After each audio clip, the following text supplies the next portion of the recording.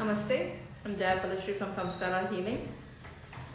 Hi. I thank you for joining and being part of this. This is my son Dushyant. This is episode 4 for our conversation pertaining to the open communication that we need to have and what are the various options that we could choose and have. So, thank you for the feedbacks. It's been amazing. The feedback is what keeps us going, and also the kind of various options we've got. So now talking, and when we're speaking about open communication, we spoke about how essential it is for teenage kids to have an open communication and how parents have to be there for the children. So we've got into a lot of depth talk, we've got a lot of questions pouring in. We've been responding to it, and Turn it this way, man. so in the process, as we're going through everything, today we're talking about, yesterday we spoke about bullying and how it could really affect and how important, no matter what it is, to reach out to an elder and seek support and help. Today I'm talking about depression. So, yes, my son, I want you to talk about depression and what you have to say. Come a little front, you're not seen clearly because of the lighting. Okay. So, I'm not very qualified to talk about depression. No, we are not talking as qualified professionals. No, we're 'cause just like, talking about a teenager dealing with it. Yeah, again, so I'm not very qualified to speak about it particularly because I'm not very educated in this particular field.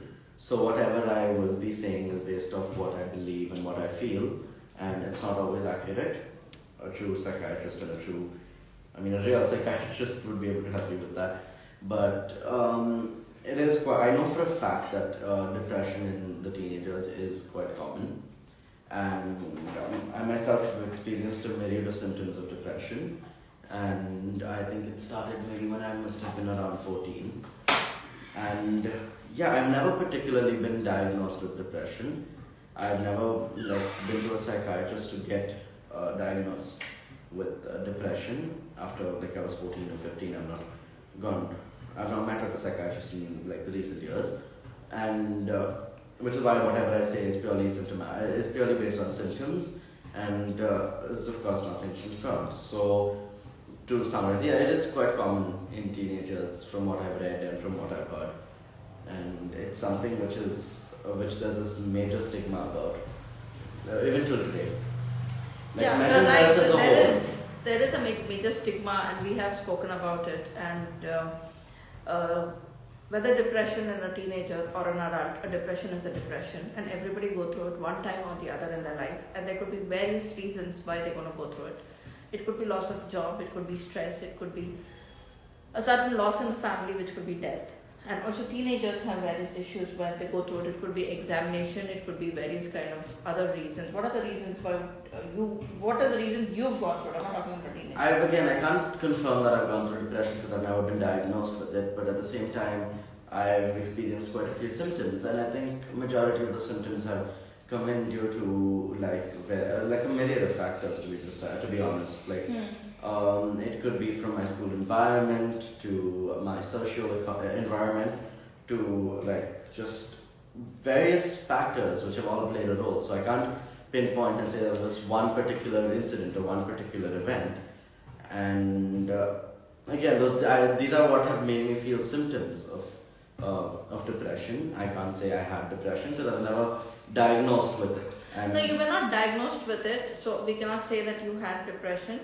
But I still remember in 2020 when we were dealing with COVID, and for quite some time you were in the room by yourself, closing the door, closing the curtains. Yeah, I feel I became quite isolated. I isolated yeah, you myself. completely isolated yourself, and you saw this for about, I think, 2-3 days, and I kept coming, knocking on the door, trying to ask you to come 2 to 3 out. weeks actually. No.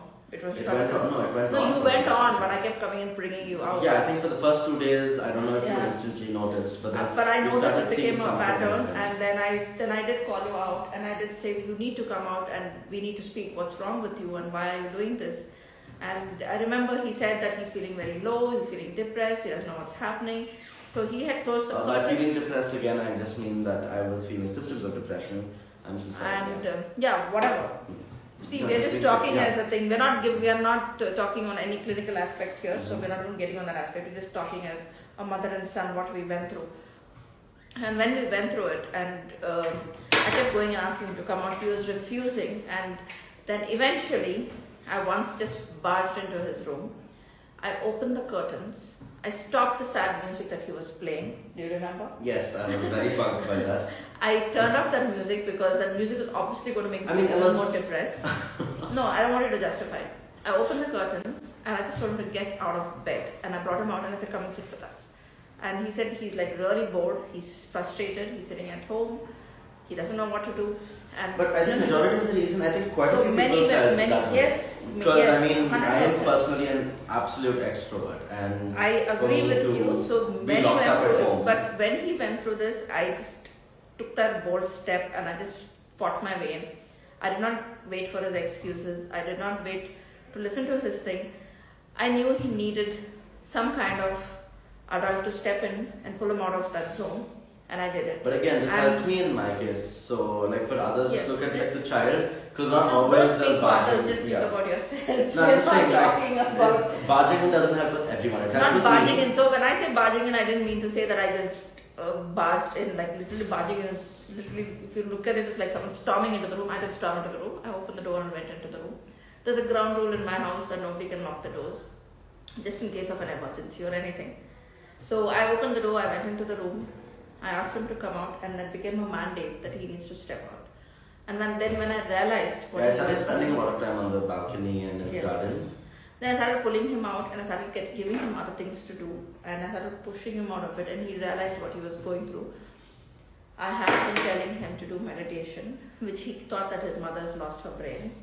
But eventually, he had his counselor also telling him to do meditation, and he came to me very sheepishly saying, "Oh, you know, Mom, my counselor is also asking me to do meditation, and it is needed."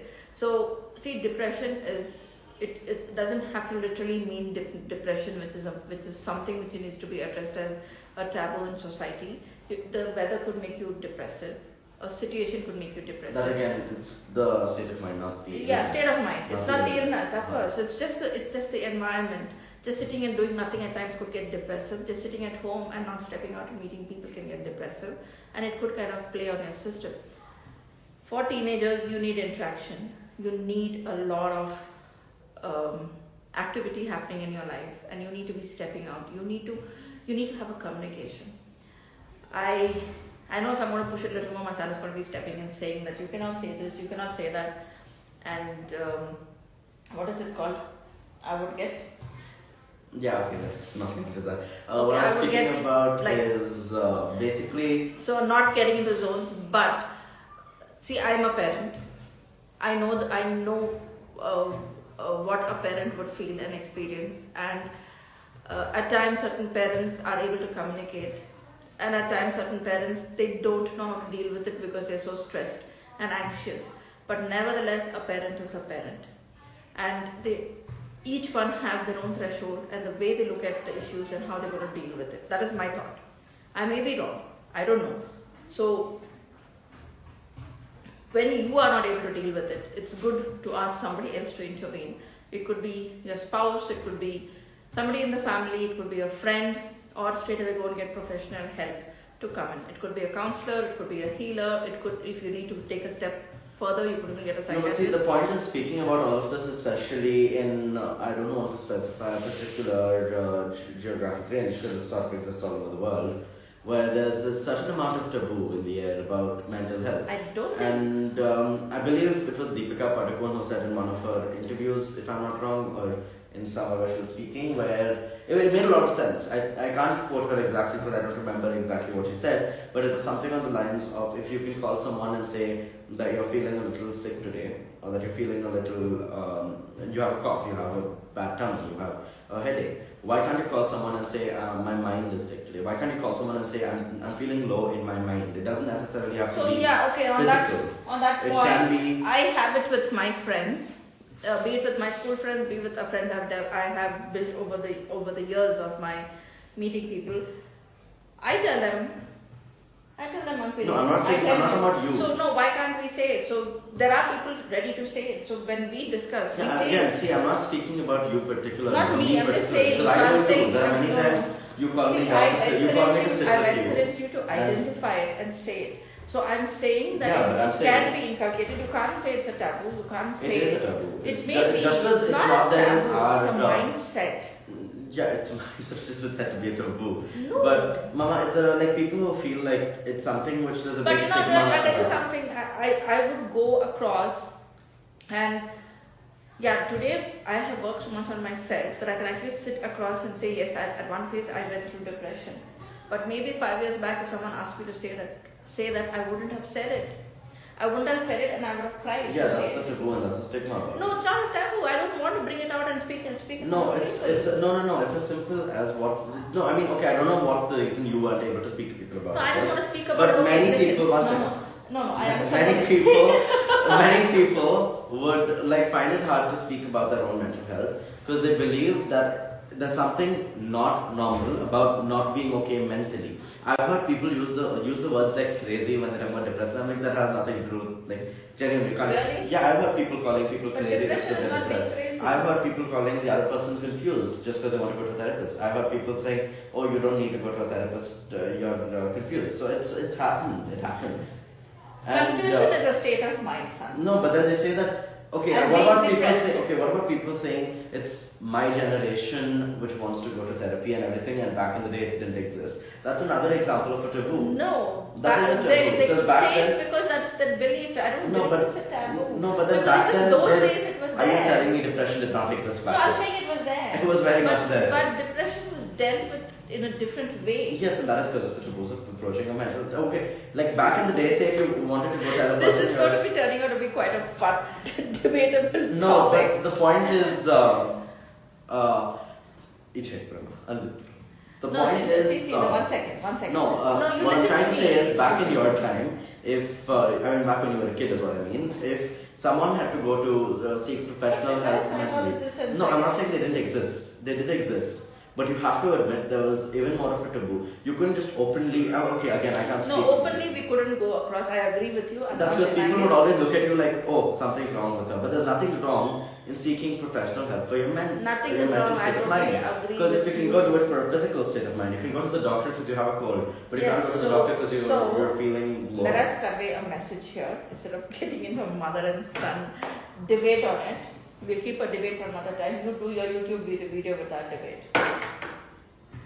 Okay, so the point here is first and foremost, have an open communication. Can you see how much my son rattled? He rattled non-stop because this is very dear to his heart. He thinks that there's a big taboo. No, And because I'm I saying that personally, it's not there. I stand I just for. feel each one have their own belief and perception, and each one have a way of doing it. But nevertheless, this is a debatable topic, and let's not get into the details of it. There's one thing which I want to work towards. It's just like clearing the taboos around mental health. I'm happy, and I wish Because, please do it all the very best. I'll support you. But here comes the points. In case you're feeling upset, in case you're feeling lonely, in case you're going through something, and you feel you are not able to reach out to your parent, please reach out to your teachers. Reach out. If you have an elder brother who's way above 20 Or and is an elder mature, sister. or elder sister, or in case you have an uncle or an aunt, Or an elder sibling to be precise. elder sibling, Or any family elder. anybody, grandparents, or maybe you have a counselor in your school who you could reach out to without any hiccups. Whoever it is, do reach out.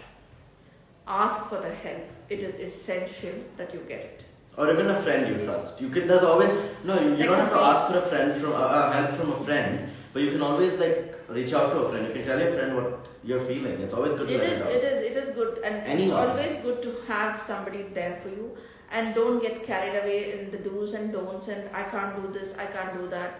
Oh, I'm not sure about this. Please don't get caught in any of that. I think most schools, majority of schools, definitely do provide Yes. a counselor. So. Yes, I did recently give a talk show about it, and there also I said it's not a taboo, it's not an illness, it can be addressed, it can be healed, it can be worked on. So do not take it as you cannot do it, I cannot do it, I'm not supposed to do it, I cannot speak about it. Reach out. Yeah, Reach mental out. health is something which everyone And deals with. And seek also help a if simple need be. like Okay, it's not as simple, but just something like Okay. a sentence which says you Let's- are not alone. Yeah, but Because a lot of people feel this is they're a debatable alone. thing again. No, a lot of people feel. We can have everybody in here feel lonely. Sir. No, that's not what I mean. I So mean let's that keep people it for the people next assume session. people Let's assume keep it that for the- their mental okay. health feelings only Fine. they are feeling and no one else is feeling it. I But, told you this is very touchy for my son, It's not and touchy, as it's he's just that- excited to speak about it, I will have one more talk with him. Maybe I should make a YouTube specifically. video. Yeah, speaking exactly. about- That's why I said I'll join that. And I Maybe will- my journey with mental health. Of course. Yeah, you that should. makes sense. So, on that note, I want to wind this session. I want to know what else you would like us to speak about. I hadn't planned to prolong this mother and son duo for this long, but this is my episode 4. I would do one tomorrow. We're coming to year end, and let's see what my son's goals and what am I going to be motivating him for. And maybe we'll do one for the beginning of the year. Hmm. And then we'll see. If we get more questions, if we get more things, we would take it a little more. Demands, we will do more. In case others, we take a break and we will do it again. So, but we would come back, the both of us together. I'm waiting to hear from you all. I thank you for joining in. I thank you for watching, and your feedbacks mean a lot to me. Thank you so much. Do reach out in case if you need any support, any help, any guidance. We are all out here. And I think I'm training my son good enough, so soon he's going to be out there. So until then, thank you. Namaste. I'm Jayapalashri from Samskara Healing, and I wish you a good evening. Take care. Hasta pronto. Hello.